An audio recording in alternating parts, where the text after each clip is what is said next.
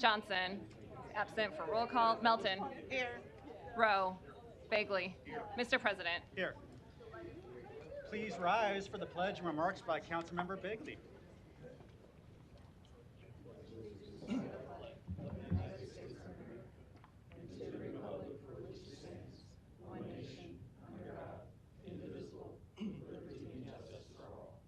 Good afternoon, everyone. Please be seated. Next week in my district, we're very honored to hold the 100th annual Santa Lucia Festival with our sister city, Carnantini. There'll be people in attendance, so I hope everybody can make it down. I think the mayor might be there. It should be a real fun, festive event for people in the city to enjoy a spectacular event for the 100th anniversary of Santa Lucia. Thanks, Mr. President. Thank you. Madam Clerk. Do you want to do the proclamation? Before we start our regular meeting, we'll first have a presentation on behalf of the City of Ralston by Councilmember Hook. Mayor, thank you for being here today. It's good to see you.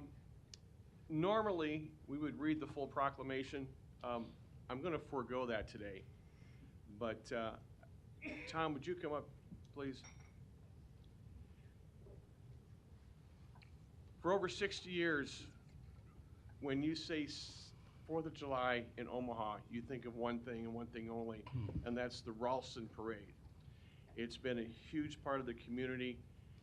It brings all the communities together, not only Omaha, not only Ralston, but Bellevue, La Vista, Papillion. And it's just been a wonderful time for us to come together to celebrate this great country of ours.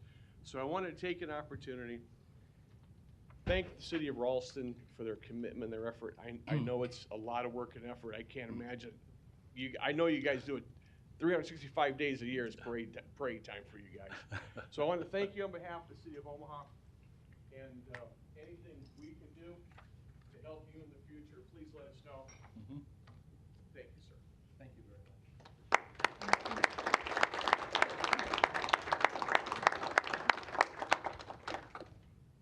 Tom's retiring in a week.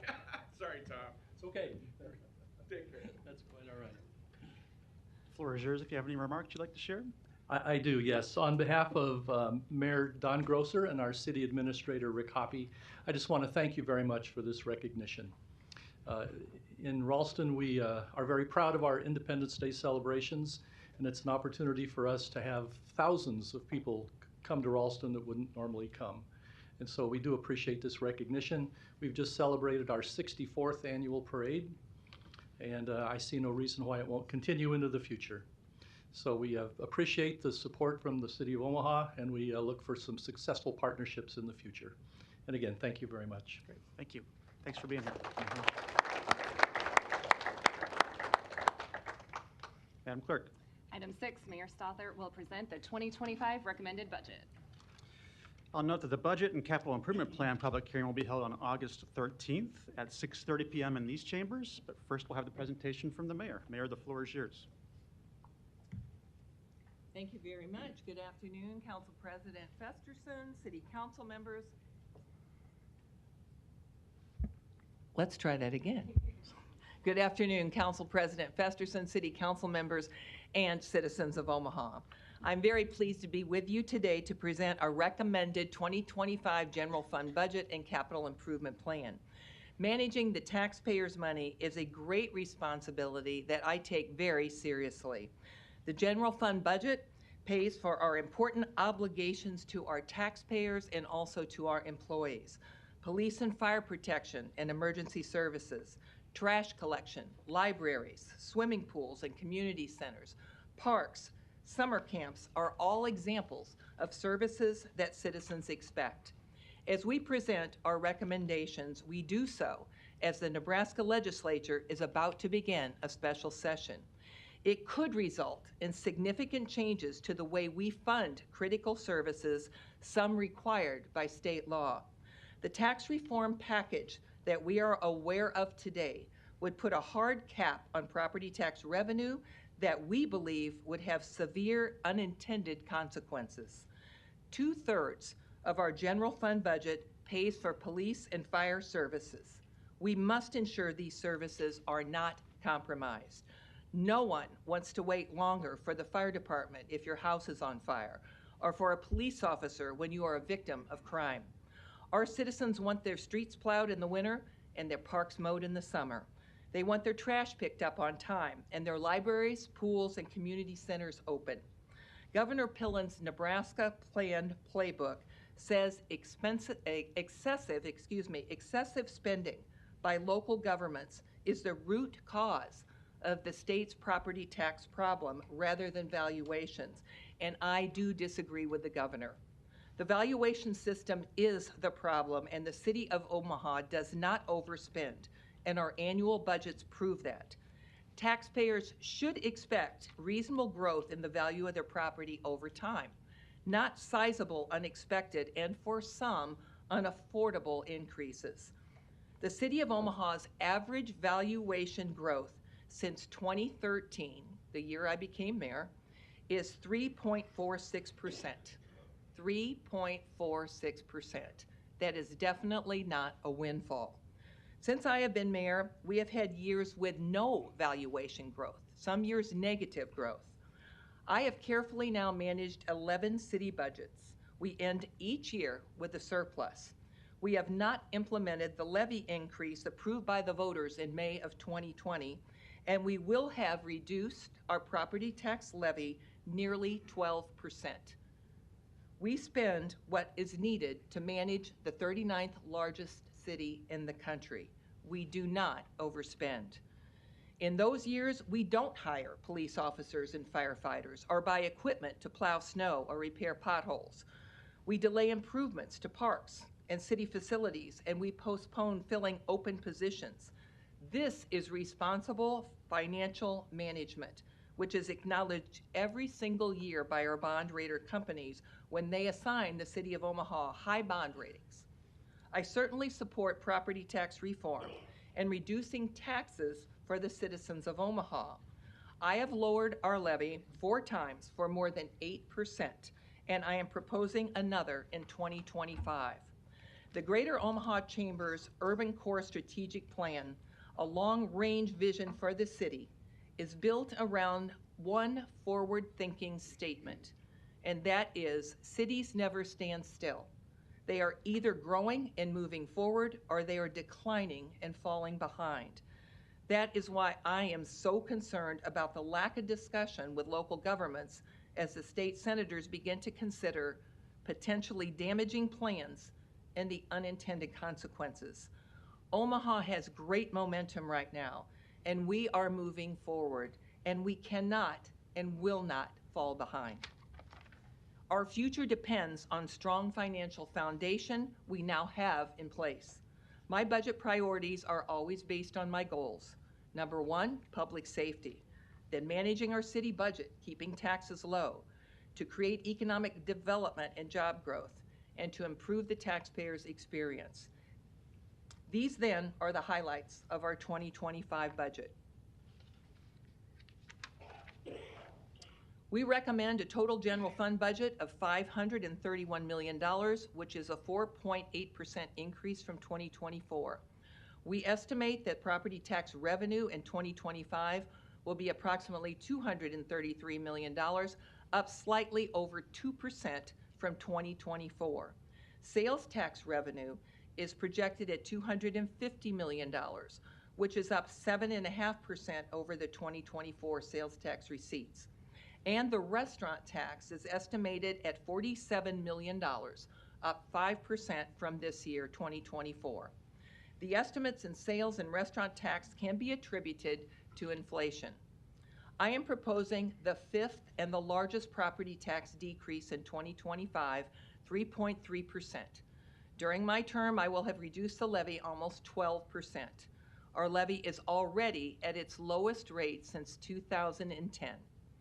Even with this additional reduction, we are able to fund important expenses in our 2025 budget. We are committed to police officer recruitment and retention so Omaha remains a safe city. We will expand our recruitment strategies to attract new candidates to prepare for the 2025 recruit classes. Even with new higher salaries for all officers, including recruits, we remain well below the 906 officers that we are budgeted for. We are currently at 780. Despite the police staffing challenges, the first half of this year, crime in Omaha is down 13% from last year, and violent crime is down 30%. Those are numbers we could be very, very proud of. Chief Schmatter and his command staff are doing an excellent job managing with the number of police officers down as much as they are. The fire department will continue to implement the apparatus replacement plan. In 2025, we have budgeted $3.5 million to replace apparatus. This plan is now in its third year, and it ensures that our firefighters have up-to-date, safe, and reliable apparatus to provide the best fire and emergency medical response possible. The fire department also plans a 2025 recruit class. We will again increase road repair and maintenance budget, bringing the major street resurfacing budget to $10 million in 2025. An equal amount is set aside for residential streets. The new central library will open in 2026. The budget includes our phased-in approach to add staff and technology to this one-of-a-kind library. Every budget, I have prioritized increasing our savings accounts. The cash reserve and contingent liability funds have balances of $35 million each now. This compares to less than $8 million combined in these accounts when I first became mayor. Saving for emergencies is just smart financial budgeting. We will continue to increase our savings accounts. Our 2025 budget also includes our contractual agreements with our sworn and civilian employees, including wages and benefits. And today, we have contracts with every one of our bargaining units. Healthcare insurance costs for employees and retirees will increase approximately 7% next year. The fire union's healthcare trust continues to be the most expensive plan that the city funds. We would save taxpayer money if firefighters would agree to be covered under the city's healthcare plan. Every year, we set aside a small percentage of the budget to help community organizations that offer valuable services such as job training, youth mentoring, domestic violence prevention, and services for people who are unsheltered. This year, we will restore an additional funding to PACE, Police Athletics for Community Engagement.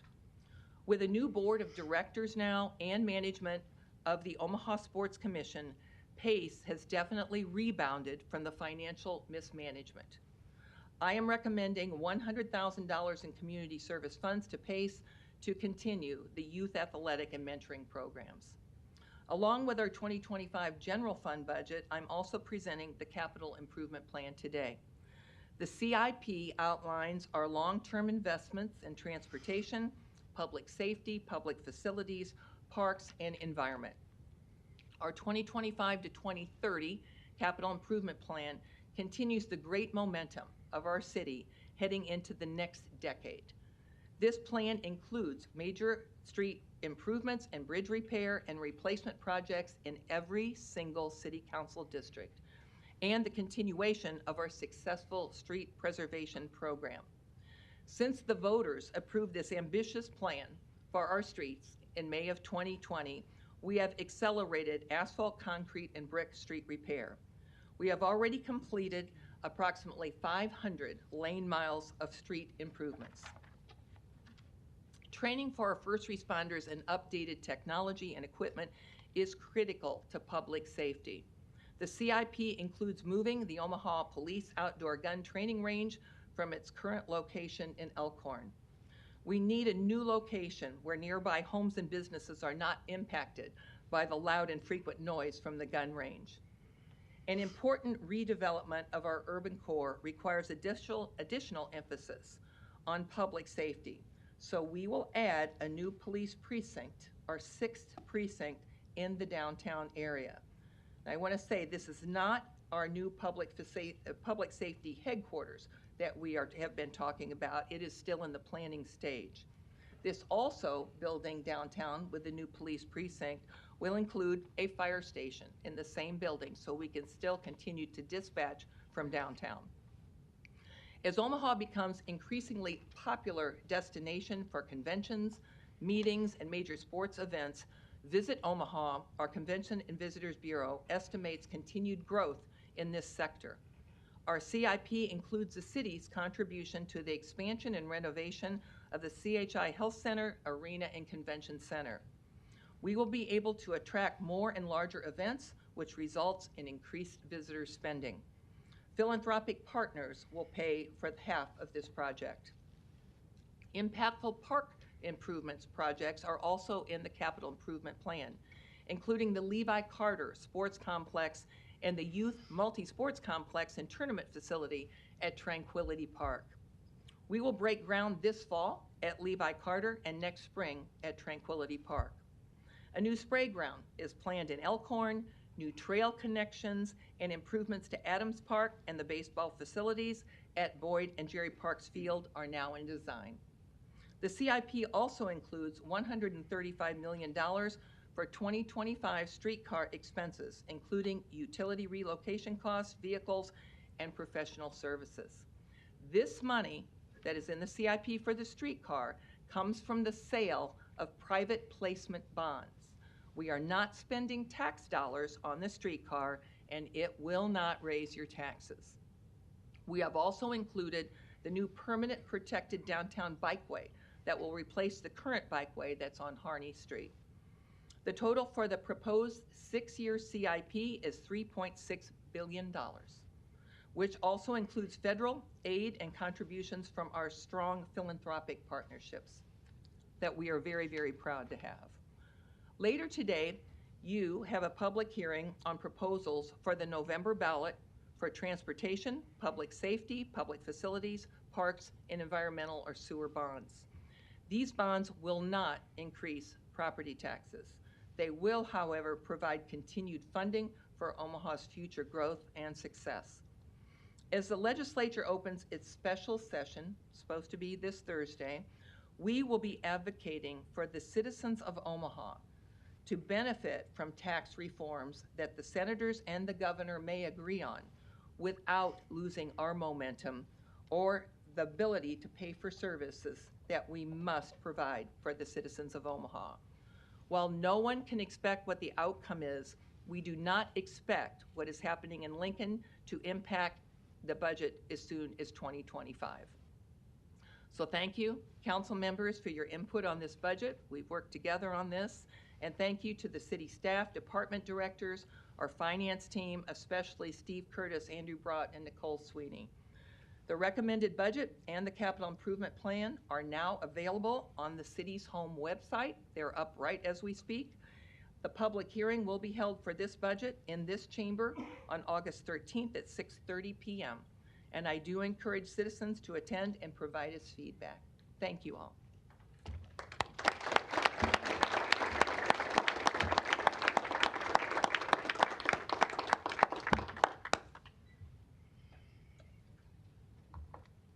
Now for your presents.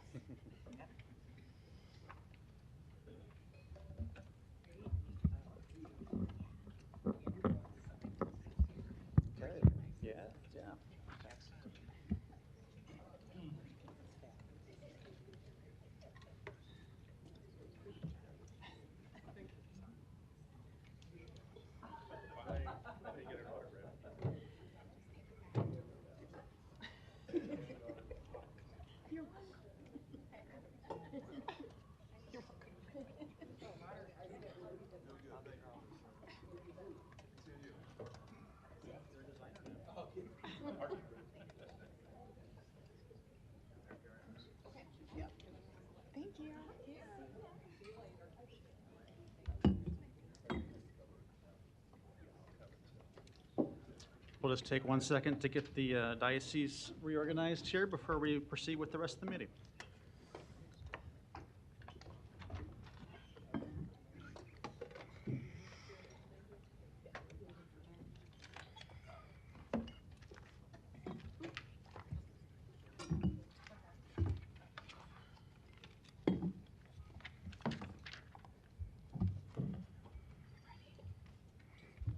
Madam Clerk, please continue. Item 7, to consider a Class C liquor license for the Dandelion located at 15475 Ruggles Street, Suite 108. Public hearing and vote on number 7 is today. Proponents, please. Anyone here on number 7? Seeing none, any opponents to number 7? I may not close the public hearing as we typically require an applicant to be here. Do we have time on this license? Yes, it's due to the state on August 12th. Council members, do you want to delay for 1 week? Motion and second to delay for 1 week. Roll call. Hug. Johnson. Melton. Rowe. Bagley. Mr. President. Yes. Motion passed 6-0. Item 8, to consider a Class C liquor license for La Traga Zona located at 1620-1622 Harney Street. A's Communication in opposition. Public hearing and vote on number 8 is today. Proponents, please. Good afternoon, Mr. President, members of the council. David Houghton on behalf of the applicant La Traga Zona LLC, which is located at 1620 through 1622 Harney Street. La Traga Zona is an existing restaurant that would like to add a Class C liquor license and serve alcohol as an amenity, but it is a restaurant first. The hours of operation will be until midnight, and as I said, it's located at 1620 Harney Street, so it is in the central business district. If the members of the council have any questions, I'd be happy to address them. Okay, thank you. Any other proponents today? Seeing none, any opponents?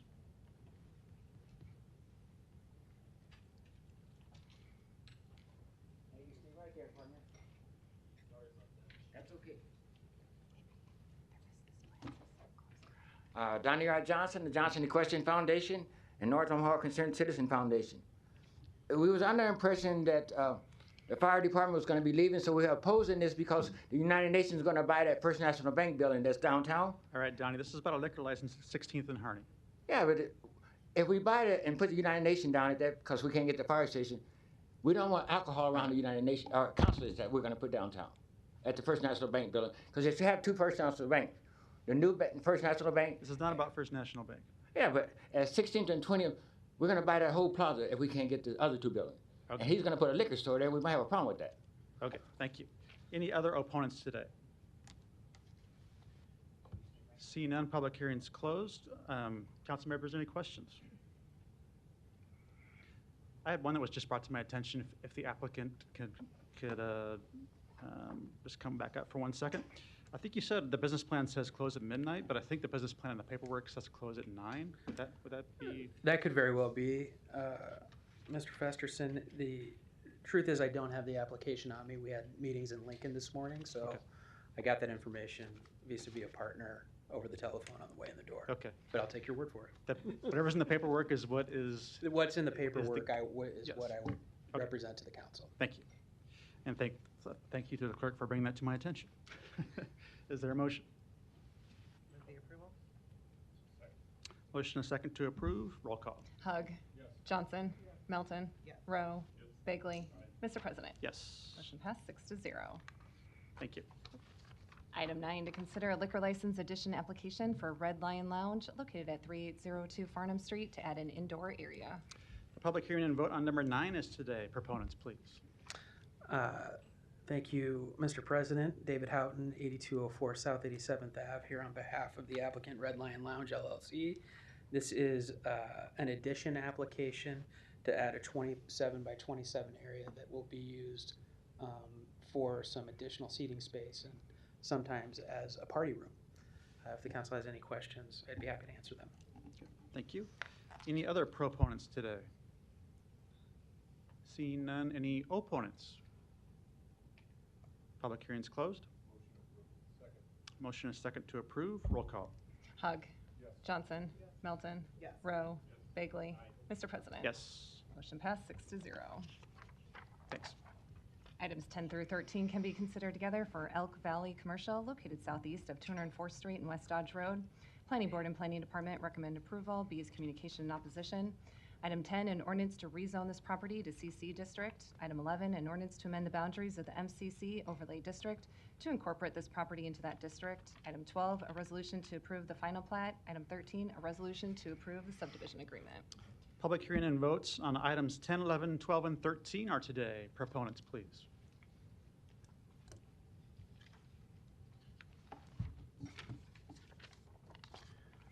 Andrew Reck with Fully Shoaled Engineering, 14503 Grover Street, representing the applicant. The final plat complies very closely with the preliminary plat that was before you a while back, but just here to answer any questions that might come up. Thank you. Any other proponents? Seeing none, any opponents? Public hearing's closed. There's a motion to approve in a second. Roll call. Hug. Johnson. Melton. Rowe. Bagley. Mr. President. Yes. Motion passed 6-0. Items 14 through 16 can be considered together for Blue Sage Creek 3, located northeast of 222nd and F Streets. Planning Board and Planning Department recommend approval. Item 14, an ordinance to rezone this property from AG District to R4 District. Item 15, a resolution to approve the final plat. Item 16, a resolution to approve the subdivision agreement. Public hearing and votes on items 14, 15, and 16 are today. Proponents, please. Yes, thank you, Mr. President. Members of the council, Larry Joven, 11440 West End Road, appearing on behalf of the developer and the development here with Caleb Schneider of Lamproniers and Consulting Engineers on this particular project. It's a 172 single-family lot subdivision at 222nd and F Street, and this is the third and final phase of Blue Sage Creek, so we're here to answer any questions. Thank you. Any other proponents? Seeing none, any opponents?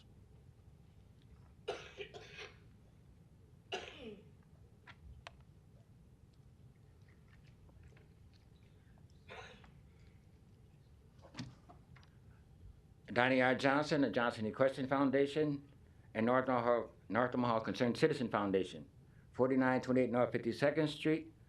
And Mr. Larry and his developers, heavy equipment is tearing up our streets, and we want you to set aside some money to make sure that they bring this heavy equipment, because we're going to bring some heavy equipment after we try to purchase that building, the First National on where the old Hilton is at. So Are you going to charge us a fee for that? At 222nd F. You have to Yeah, I've been telling you, Larry. on topic. Yeah, Larry, I told him several times that equipment, we've been following it, and you're tearing up our streets, and you're going to have to pay for it. Larry, the developer. That's not this development. That's not his? Are there any other opponents Okay. today? Seeing none, public hearing is closed. Motion to approve in a second. Roll call. Hug. Johnson. Melton. Rowe. Bagley. Mr. President. Yes. Motion passed 6-0. Consent agenda. Any member of the City Council may cause any item placed on the consent agenda to be removed. Items removed from the consent agenda shall be taken up by the City Council immediately following the consent agenda in the order in which they were removed, unless otherwise provided by the City Council Rules of Order. The public hearings on agenda items 17 through 24 were held on July 16th. I don't see any further lights. Is there a motion? Move the approval. Motion and a second. Roll call. Hug. Johnson. Melton. Yes. Rowe. Bagley. Mr. President. Yes. Motion passed 6-0. The public hearings on agenda items 25 through 29 are today. If you wish to address the City Council regarding these items, please come to the microphone, indicate the agenda item number you wish to address, identify yourself by name and address, and who you represent, and if you are a proponent or an opponent. Items 25 through 29. Good afternoon, Council President, members of the City Council. Caitlin DeHelius, Director of the Human Rights and Relations Department, here to answer any questions and as a proponent for item number 28, which is an amendment to our Title VI plan. Okay, thank you. Any other testifiers on these items? Seeing none, public hearings are closed. Move the approval. Motion and a second to approve. Roll call. Hug. Johnson. Melton. Yes. Rowe. Bagley. Mr. President. Yes. Motion passed 6-0. Item 30, an ordinance to amend Section 1 and Section 3 of Ordinance Number 43802 for a vacation of a portion of the Douglas Street right-of-way. Public hearing on number 30 is today. Proponents, please. Seeing none, any opponents? Public hearing is closed. Item 31, an ordinance to acquire private property for the purpose of constructing the citywide lift station replacement number 3 project. Public hearing on number 31 is today. Proponents, please.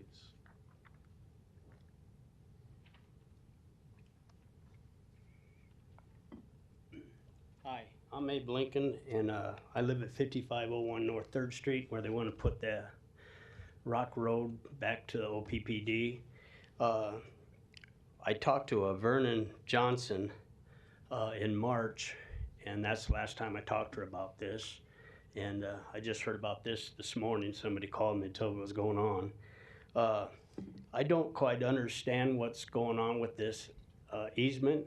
It's been an easement since 1974, and now they want to put a rock road through there. I just don't understand that. They got OPPD back there. They can come right through their gate. It's all concrete, and it goes right to where they got to work. Now they're going to make this easement road through my land, and they got to tear down 2 fences back there to get to it. It's OPPD's big fence, and then they got another fence behind that fence they have to tear down. And I just don't understand what's really going on. This Vernon Johnson come out to the house and was talking real nice to me and stuff, and she said, well, what do you think about it? And I said, well, I don't think I'd have a problem with it, but we need to put up a gate. And she said, they're not going to put up no gate. And I said, well, then we got a problem, because there's so many kids down there with 4-wheelers and dune buggies. They shoot down that side road. There's a gravel road. They're going to shoot right straight through there, and then they're going to find out it's a dead end, and they're going to spin cookies out in my yard that I just paid $1,000 in to have grass and stuff in there, and they're going to get back out of there, you know.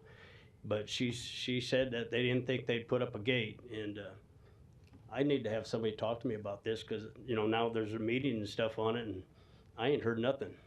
And then just for the record, do you consider yourself a proponent or an opponent today? What's that, sir? Do you consider yourself a proponent or an opponent today? You know, I'm for whatever's the best, but I just don't understand. It's been an easement for 50 years now, and they've never had to have a rock road through there, you know. And I just not inherited, but I bought the land next to me where I lived, and you know, I leveled it all out, took care of it because it was farmed and left it in weeds. So I eliminated all that and I planted grass. I got it looking real nice now, you know. Okay. And I got it all in 1 yard now and stuff. And I know they're going to take my house, you know, in that airfield deal, you know, but I like to keep it nice as long as I can, you know. Okay. We'll ask some questions for you here in a minute. Okay, thank you. Yeah. Next, I'll take any other proponents that might want to speak. If none, we'll go to opponents. We'll close the public hearing. Ms. Johnson, you're recognized. Thank you, Mr. President. I have a few questions. Mr. Lincoln, if you would come back up to the podium, please.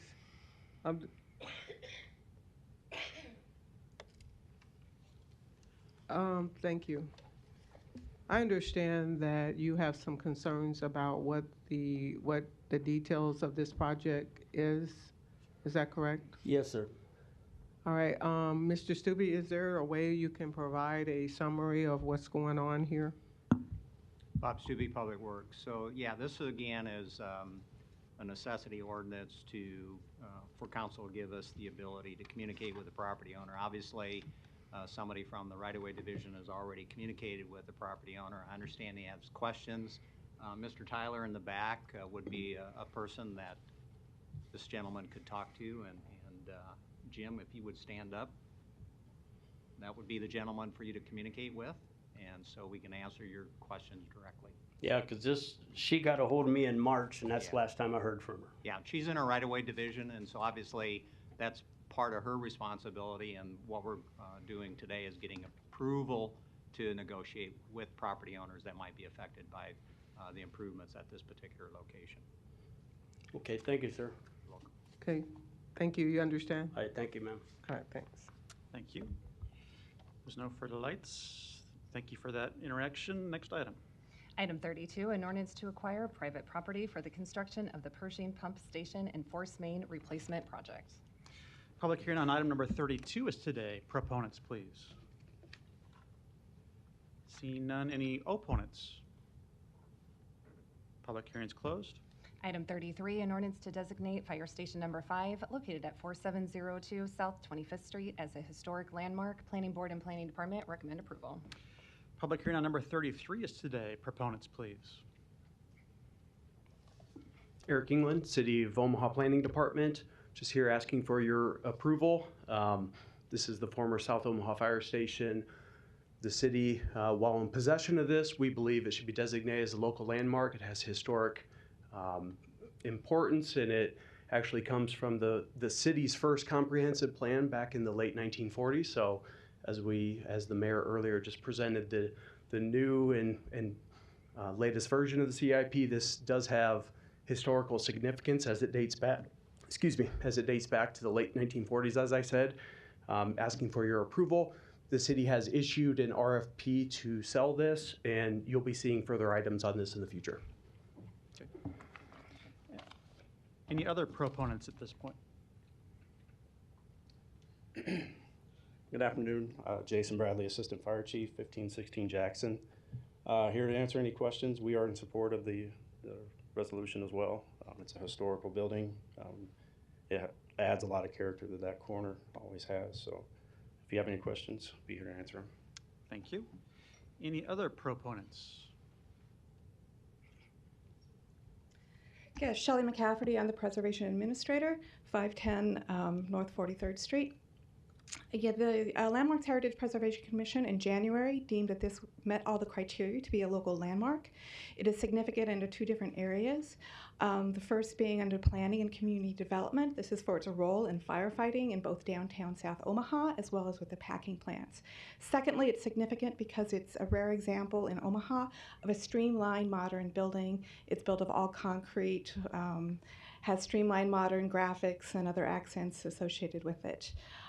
So the Landmarks Heritage Preservation Commission did find that it met all criteria. Thank you. Thank you. Any other proponents that want to speak? Seeing none, any opponents?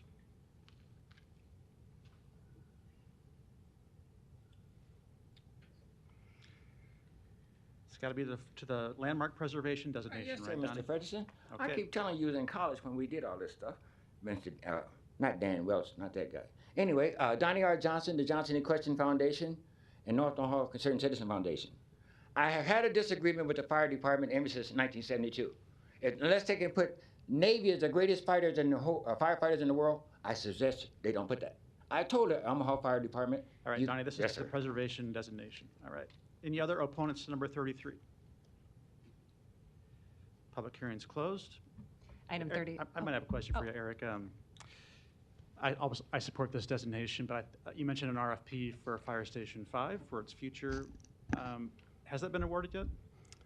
Yes. So earlier this year, the city had issued an RFP. We received 3 responses, and in coordination with the mayor's office, planning department staff, and the mayor's office staff, we graded those proposals and selected a winner.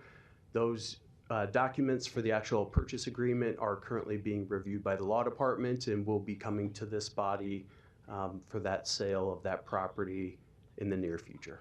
Okay, that's my understanding too, and that likely new owner is on board with the preservation designation, doesn't change anything they intend to do, right? Yes, that is correct. We had provided, we had undertaken a feasibility study, and we can have Shelley come up and speak to any of the specifics on this if you wish. But prior to the issuance of the RFP, we had brought on a consultant to provide, an analysis of the building, making sure, it was fit to be, to keep and to be saved. There's been issues with this building, with the roof, and there's been some challenges over recent years, and so we brought on this consultant to do this feasibility study. This was provided to all of with the issuance of the RFP. So everyone who had interest or looked into that had this information available. It's about 30 pages. It's it's in your packet. It's a great wealth of information. So this site is not within a community redevelopment area. So the city undertook a license appraisal for the property, and so The award bid would be required to pay that appraised price. Okay. And are you in a place where you can talk about who that is at this juncture, or are you still in review of those details? I guess I think I don't want to say I don't know what's been made public, so I guess in the coming weeks, you know, we'll be able to announce that. Okay. Thank you. Yep. I don't see any further lights. Next item. Item 34, an ordinance to approve the Connect Omaha Active Mobility Plan. Planning Board and Planning Department recommend approval. B is communication and support. Public hearing on number 34 is today. Proponents, please. We'll first have a presentation by the Planning Department. Good afternoon, Derek Miller, City Planning staff. So real quick, I also have Matt Sillinger with JEO Consulting Group that was the consultant that worked on the plan. But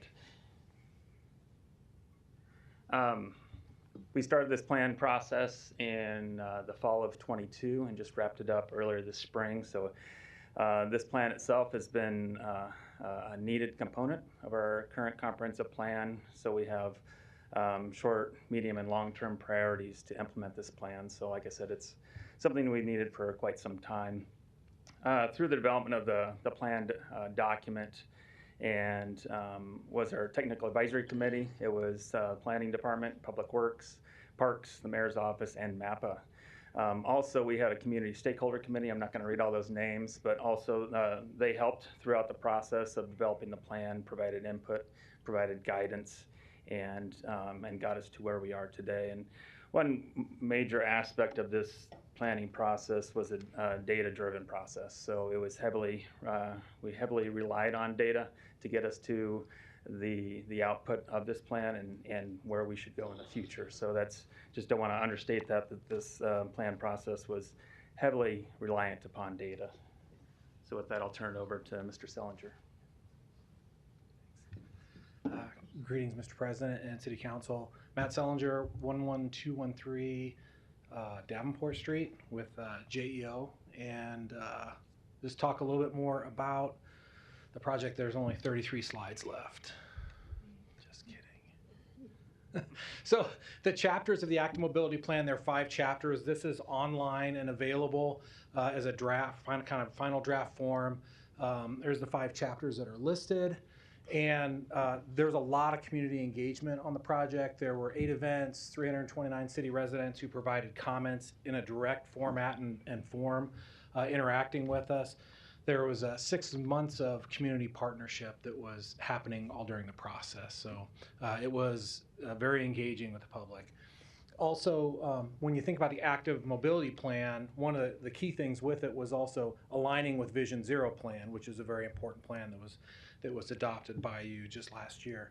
And so there were 7 guiding principles with Vision Zero, and the Active Mobility Plan connects with all 7 of those. So there's good connection there. This map shows the active mobility, walking and bicycling. These are the public input that was given on what's most important to our public. So this map is comprehensive, it's citywide, and there were hundreds of data points given by the public to say what they are interested in. When you look at the prioritized projects for bicycling, this map provides a summary, and it was broken into 5 different priority sections. They're, again, all over the community, and the prioritization is set up to allow decisions by city staff in the just normal process of doing business as to when projects happen. We go ahead and add these elements to, say, a road project, to add a bikeway along that segment. And then the pedestrian projects, very similar thing. You'll note that there's a lot more kind of dots on the map, which is filling in a lot of gaps. Again, there's 5 levels of priority that these were broken into for the ease of use of the plan. The draft plan was published on March 8th, and it was available for 30 days for comment from the public. Really, there were only 13 comments that were provided online through the format, and the majority of these were positive comments about, this is great, we're excited for it, go faster, get it here. And all those comments, they did have responses that were provided. With that, here to answer any questions. Thank you. Thank you. Other proponents? Seeing none, any opponents? Public hearing is closed.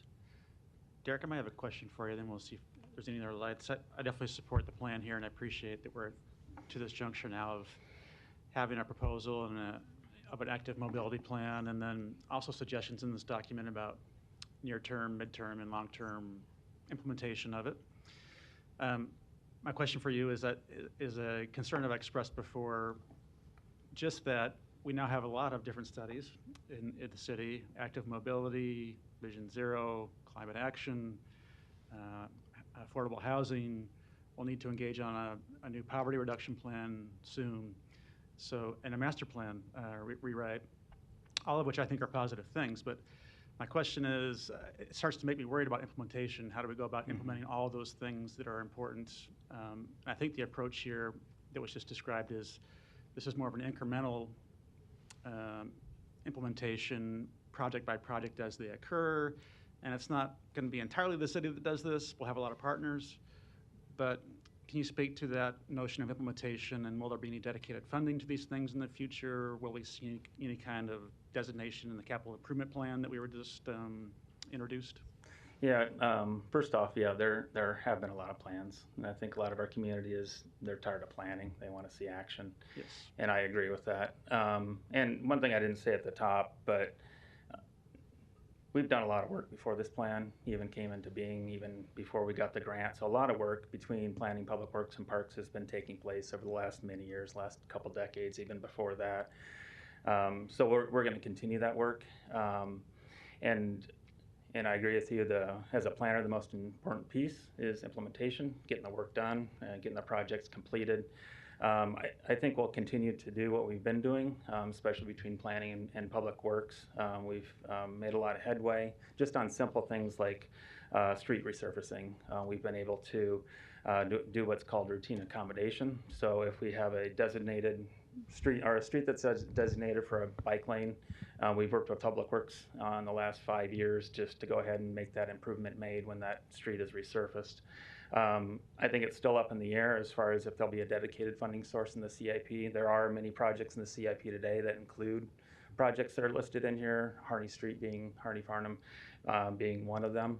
But I think, yeah, we do have to take an incremental approach. Some cities have gone big and spent a lot of money. And then that's, being in a fiscally conservative community, we need to follow that process of just being incremental. But down the road, we may have conversations to have a dedicated funding source. I don't know, that's over my pay grade at this point.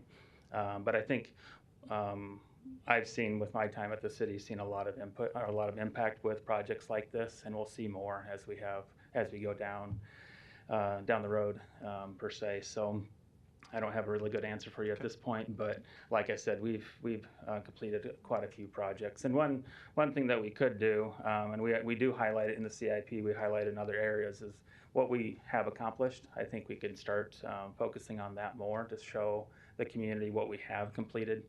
Besides what's in the CIP, we have those completed projects in there today. We can highlight that more just to show that things are being done, if you can't, because you can't see the city all at once. So you don't know as a single citizen what's being done and what has been accomplished over the years. So okay. I don't know if I answered your question or not. Yeah, and ideally, from your perspective, or maybe is from best practices in your review of other cities, would it be helpful to have a dedicated funding source to do these things? It would be, but at the same time, in the CIP, there are quite a few projects that are meeting the needs of all users, including active transportation. So in a way that might be a little confusing, just because we're doing it today with other, say, a vehicular, pedestrian, and cyclists. We're doing it all together, so that might get somewhat complicated. But yeah, any more money we can get, the better. At the same time, we have to be responsible with what we spend. Okay, thank you. Ms. Johnson, you're recognized. Thank you, Mr. President. This is to piggyback on what Mr. Festerson has already stated regarding the number of projects that we have in the community. A lot of discussion, timetables, and things of that nature has been out in the community. Again, I would like to see some way that we can showcase that or keep a timeline or a schedule of that so that we can continue to keep the people, the public, the residents of Omaha engaged, and they have some type of expectation of what to see and where those benchmarks are? Mm-hmm.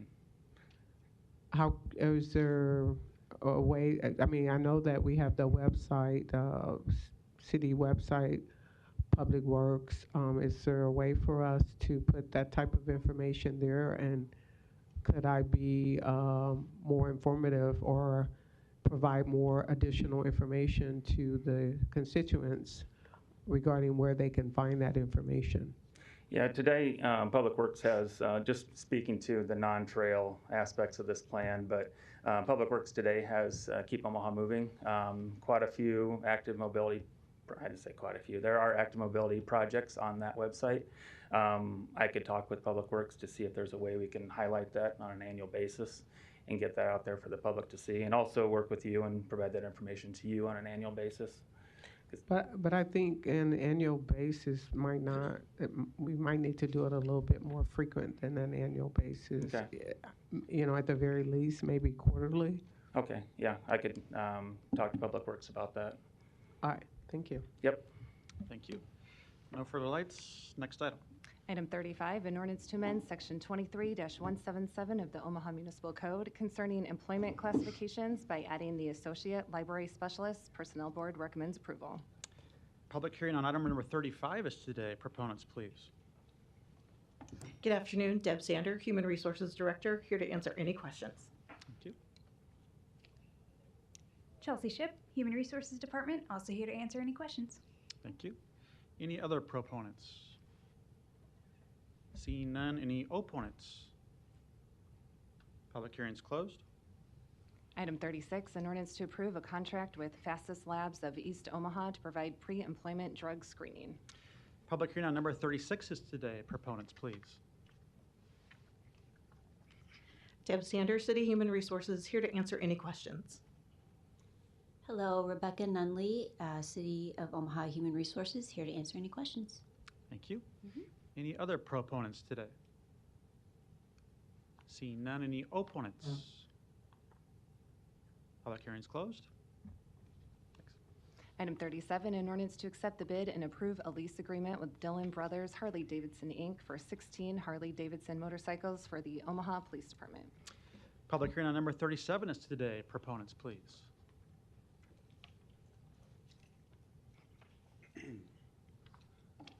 Dewan Reddick, 2106 South 37th Street. Not here to answer any questions, but to show support for item 37. I think it's a continued commitment by City of Omaha and the City Council to support local vendors and businesses, and it's good to see that this is happening with a business that continues to support our community as well.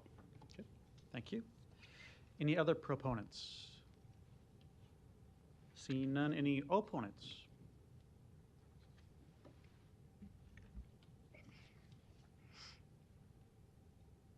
Number 37, right? Number 37. Oh, good.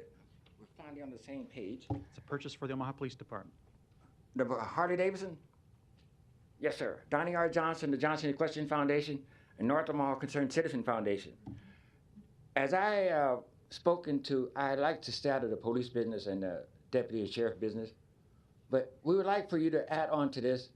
The young men in North Omaha want to learn how to fly drones while they learn how to ride motorcycles. See, when I was studying with Steve Jobs in California, we were way ahead of this. So can you, like in my generation, Mayor Leahy had jobs for all us kids. So we'll get jobs for the kids to go to the police station, learn how to do these drones. I can do drones, it's real easy. But in the meantime, what about the African American kids? So if they would send some money for Harley Davidson, I like flying planes, so that's why I stay away from the Harleys. Any other opponents today? Number 37. Seeing none, public hearing is closed. Next item. Item 38, an ordinance to approve an agreement with Omaha Public Schools to provide school resource officers for the 2024-2025 school year. Public hearing on number 38 is today. Proponents, please. Seeing none, any opponents? Is this 38? Yes.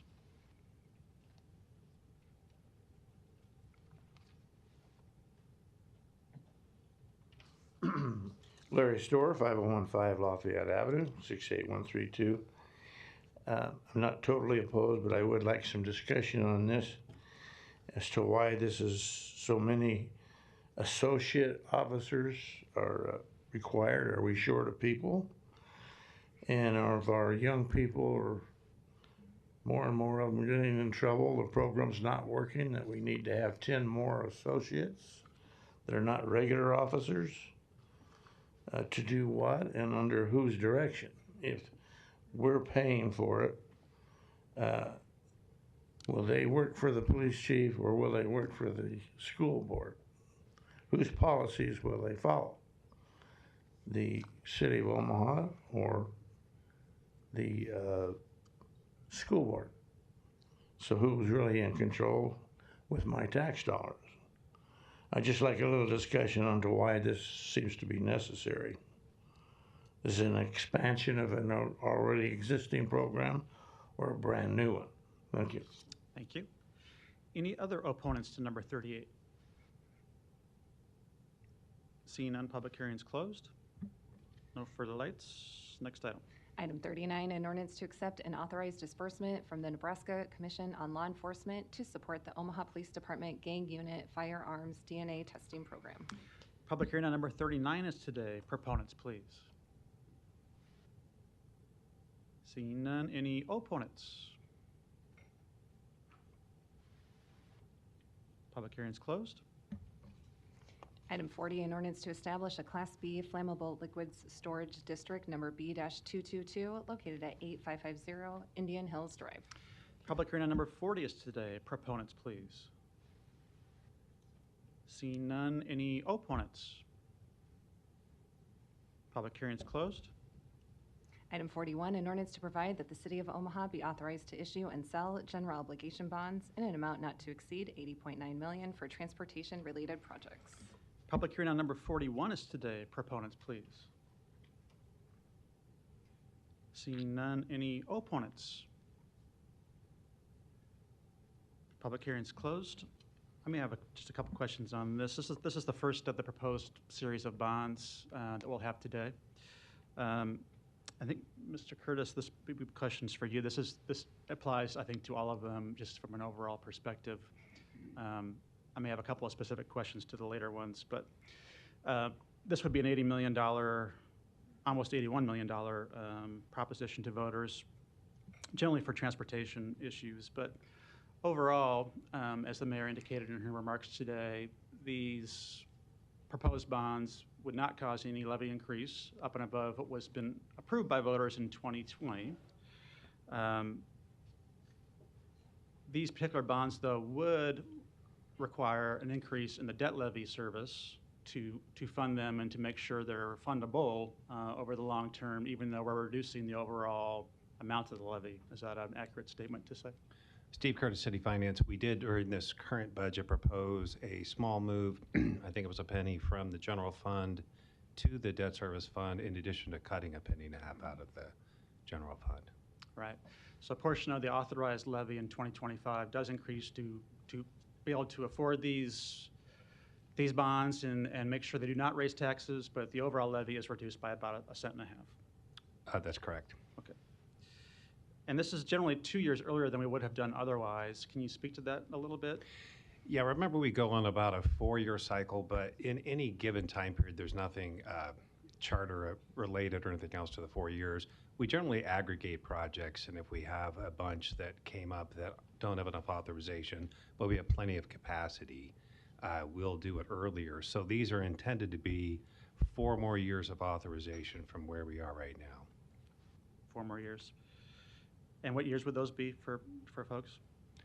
Mostly 25 through 28, but we're not obligated to spend or to release them until, I believe, 2032. Okay. But most projects outlined in these bond issues would occur between 2025 and 2028. That's correct.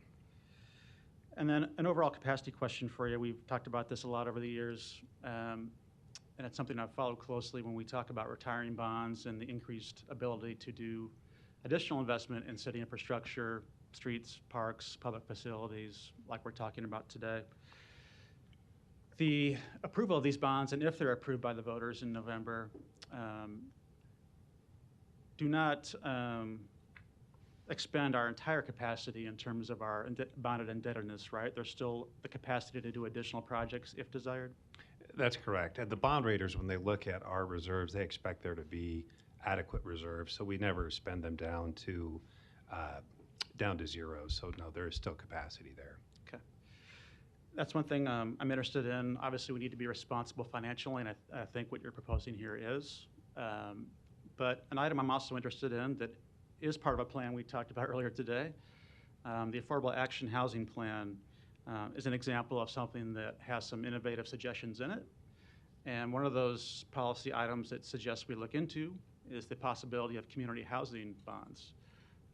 Some studies have done that to address affordable housing in their community. I think we all agree that's a huge need in our community.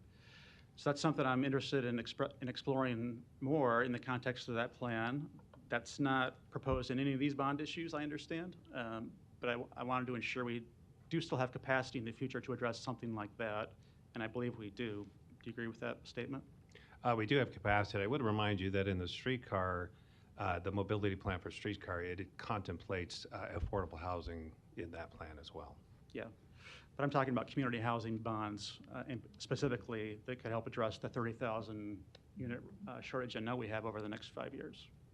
Yeah, assuming those are legal and everybody agrees, I think we do have capacity, yes. Okay, thank you. I don't see any further questions about this item.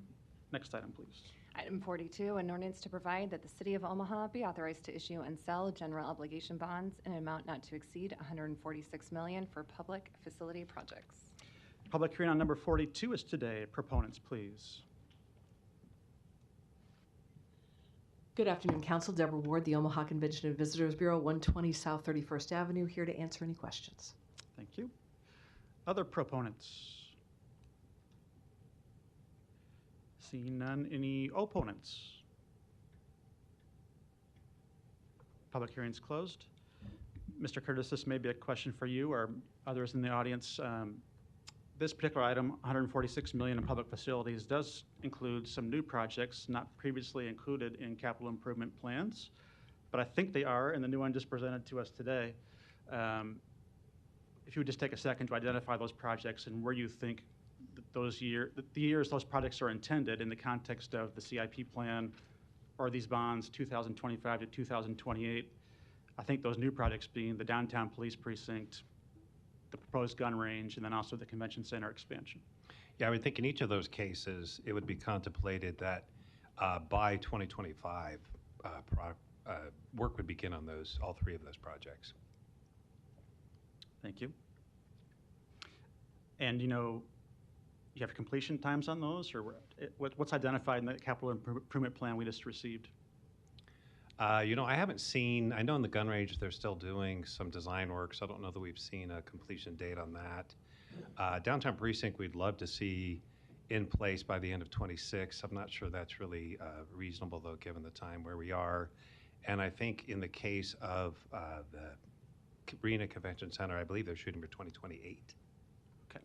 27, I'm beginning to think, based on looking at Roger. We do have MECA representatives here, if you wouldn't mind, Roger. Do you want to speak to that? Yeah.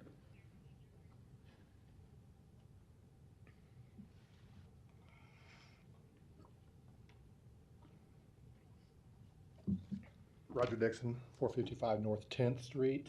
The project, if approved and moves forward, will start construction by the end of this year, first of next year, with a completion date of mid-27. So. Okay. And unique to this particular project in this section of the bond issues is a private philanthropic matching of what might be approved by voters, right? That's correct. And it's a 1-to-1 anticipated, 100 million to 100 million? That is correct. Yeah. Okay. Anything else you'd like to offer in terms of the project, or it's good for the city. I'll just say that. It's something that we've been talking about since 2017, and it's good to see it finally, hopefully, going to start. One other thing I'd throw in too is that there's quite a bit of state turnback tax that will go towards this project. Thank you. Ms. Melton, you're recognized. Don't go very far. Come on back. You'll like this.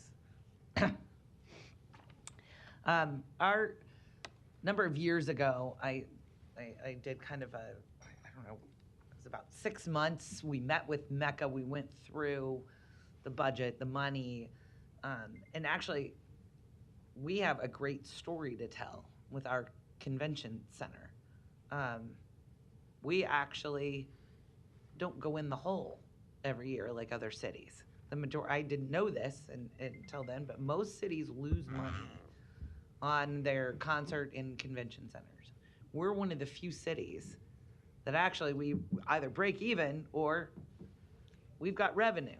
We have revenue. Do you want to talk about that a little bit? Because it's something that, number one, we should be very proud of. Number two, I want to thank you for being so fiscally responsible.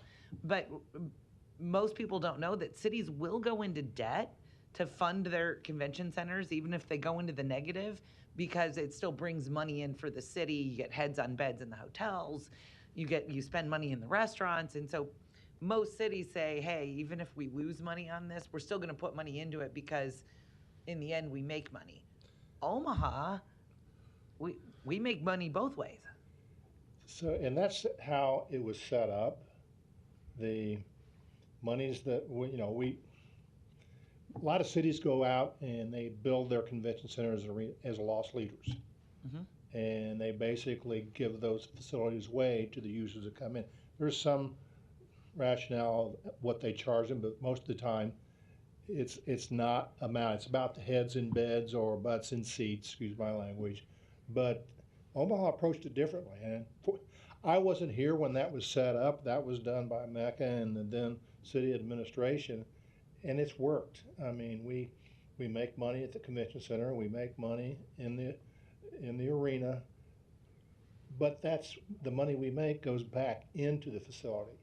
And we have people that come in through with Deb Ward and her staff.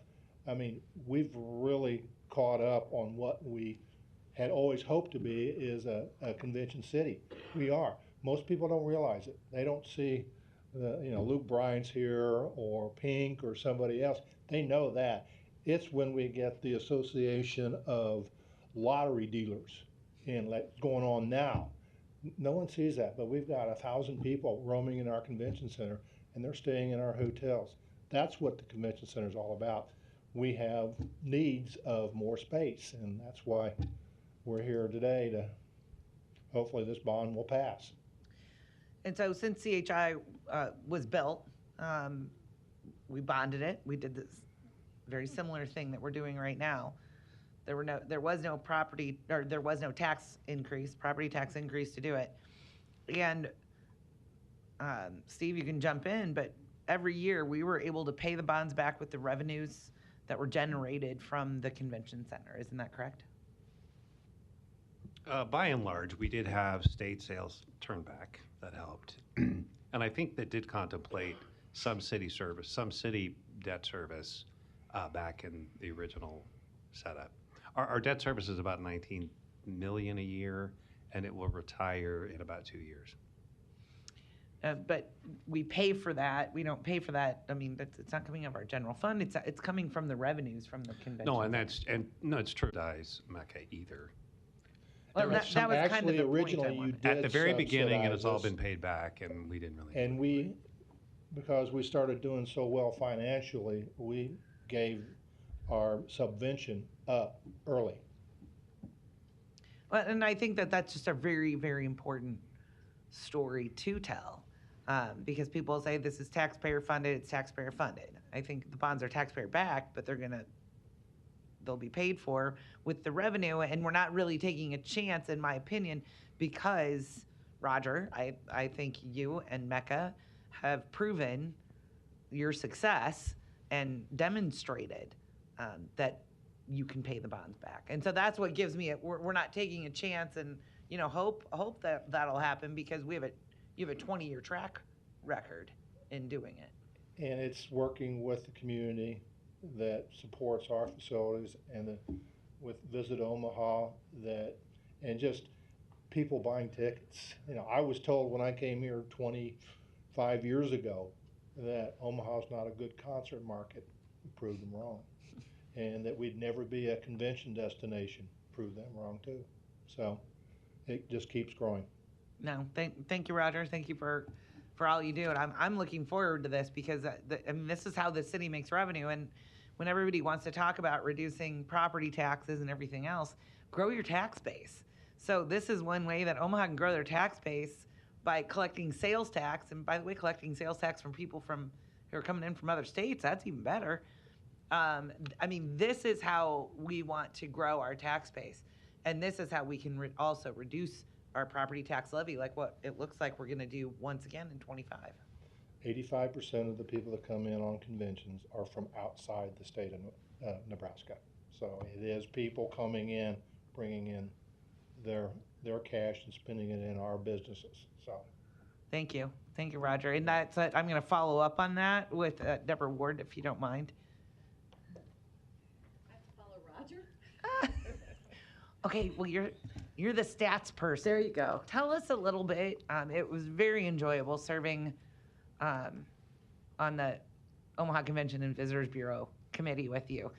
Although we served during COVID, that wasn't fun, but it was fun watching Omaha come out of it. Right. Because, again, you have a great story to tell. Could you give us some information about the conventions, who comes to town, and how much money we bring in for the conventions now, and then what you would anticipate in the future based upon this addition?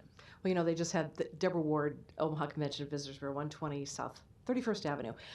They just had their 20th anniversary last year. And so we did look at all of the stats. And when we looked back, it averages out to be $80 million worth of convention business a year.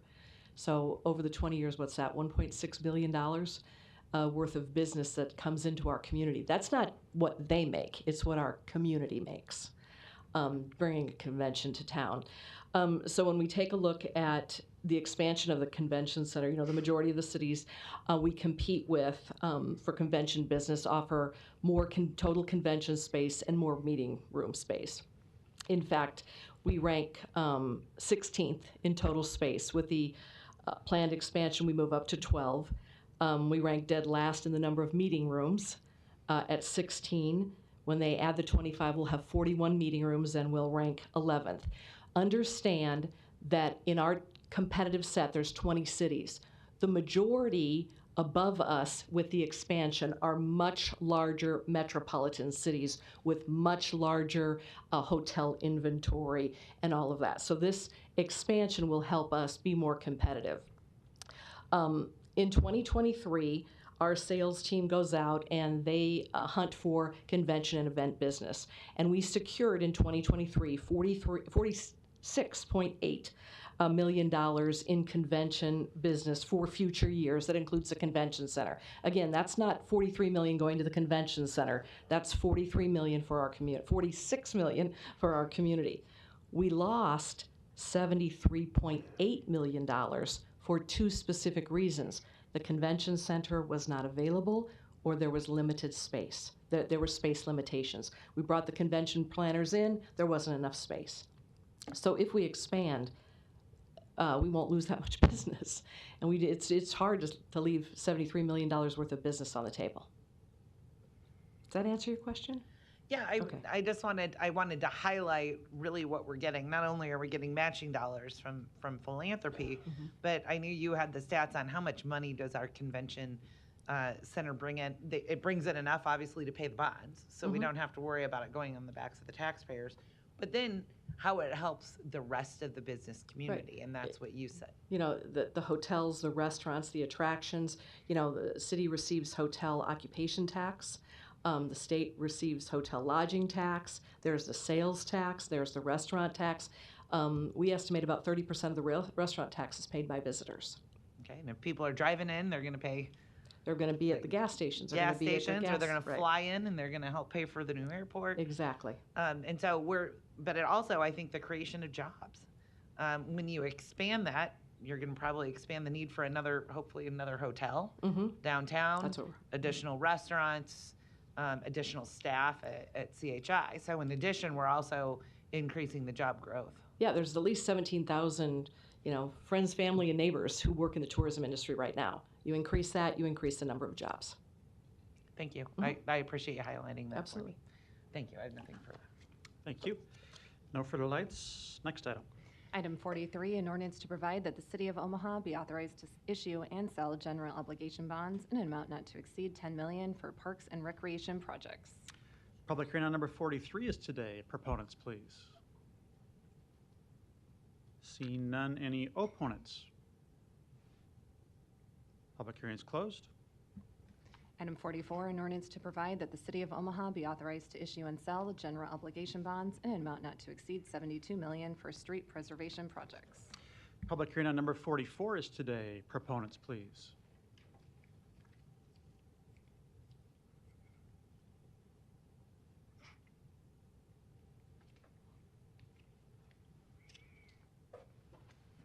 City Council of Omaha, Nebraska, Donnie R. Johnson, the Johnson Equestrian Foundation.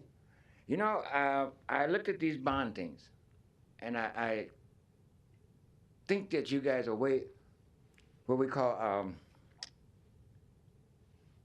underbid.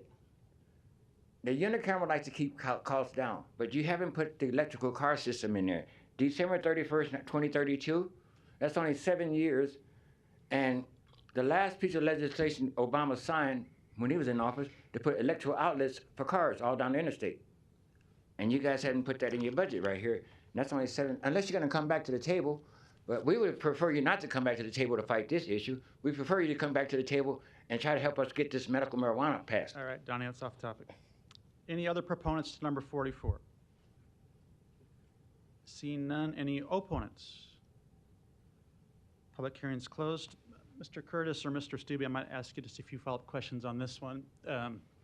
This one proposes $72 million into the street preservation bond program for street renovation.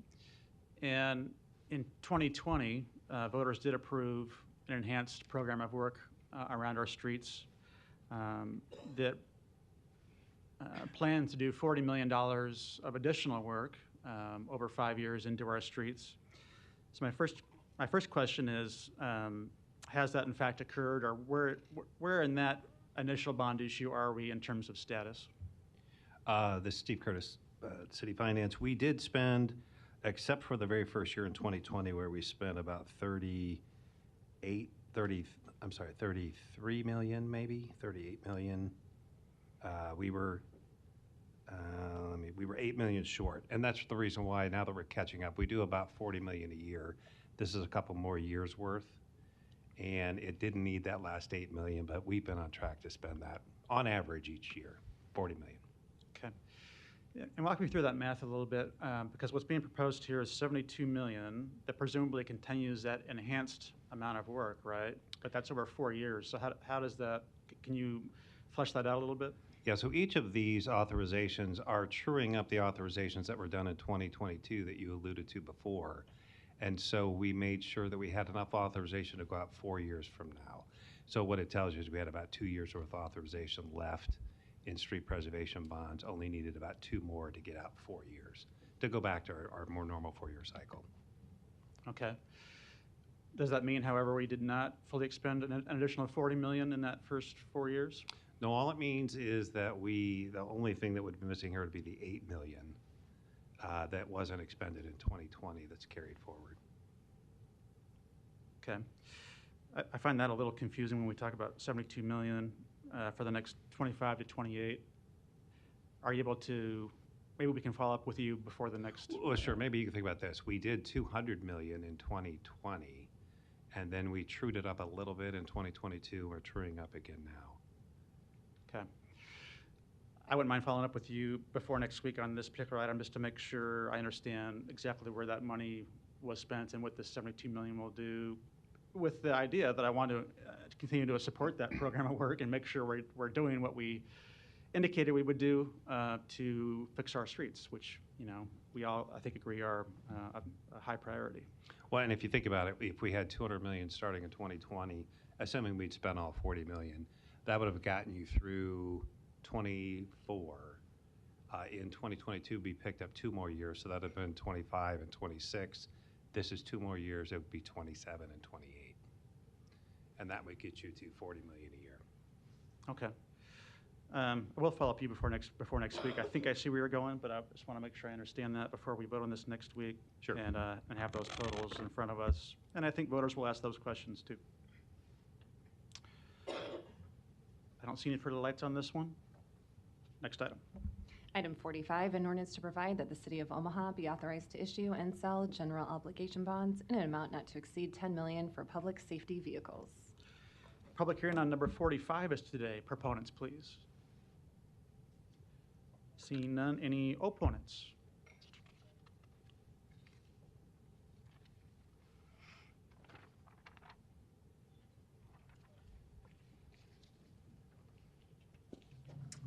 Donnie R. Johnson, the Johnson Equestrian Foundation, and North Omaha Concerned Citizen Foundation, 4928 North 52nd Street. I still think your bid is too low. I mean, your general bond, obligation bond. I told the Postal Service several years back, we're moving to away from fossil fuel. Now they got to replace all those Jeeps because all these new electrical vehicles taking over. So you need to tell these folks, look, we need some money set aside for looking into this electrical system of cars. They say they're going to do it. I don't know if they are or not, but Elon Musk say they're going to get it done. So you're going to have a police car that can't get no gas, or like the gas or the Postal Service. I told them, look here, fella, get rid of them little Jeeps and get you some electrical cars and save some money. They finally figured it out, a day late and a dollar short, I think. Okay. Thank you. Any other opponents to number 45? Seeing none, public hearing is closed. Next item. Item 46, an ordinance to provide that the City of Omaha be authorized to issue and sell general obligation bonds in an amount not to exceed $14.5 million for environmental sewer projects. A's amendment of the whole recommended by the Public Works Department. Public hearing on number 46 is today. Proponents, please. Seeing none, any opponents? Public hearing is closed. Non-action items, items 47 through 67, do not require public hearing or city council consideration at this meeting, but will be placed on a future agenda for public hearing and/or vote. The reason for non-action is noted after the item on the agenda, as well as the date the item is expected to appear on agenda for consideration. Is there a motion to adjourn? Motion to adjourn. Motion and a second. Roll call. Hug. Johnson. Melton. Yes. Rowe. Bagley. Mr. President. Yes. Motion passed 6-0. Meeting is adjourned at 3:23.